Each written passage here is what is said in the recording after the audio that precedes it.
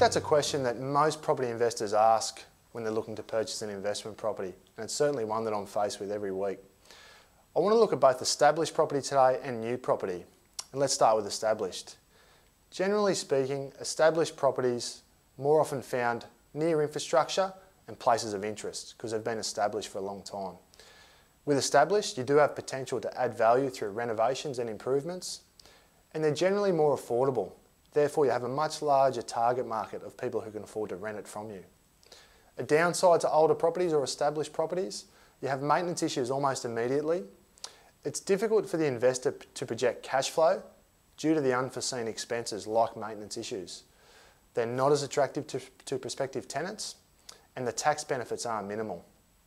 New properties, on the other hand, they are attractive to prospective tenants. You have good growth prospects in emerging areas.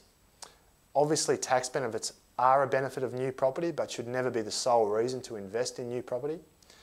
It is easy to project your cash flow due to the fact you can manage the cash flow much better and you don't have the unforeseen expenses crop up. And you shouldn't have those maintenance issues for at least the first few years.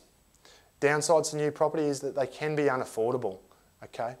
Can be a speculative investment in emerging areas, and you do have the potential oversupply problems. Either one makes for a good investment. I think a new property is really good for an investor when they're first starting out, as it's a really good confidence builder and you can manage your cash flow quite well. I think an established property is more beneficial when you're a more sophisticated investor and you do know the ins and outs of investing. So quite frankly, both properties are good for investment.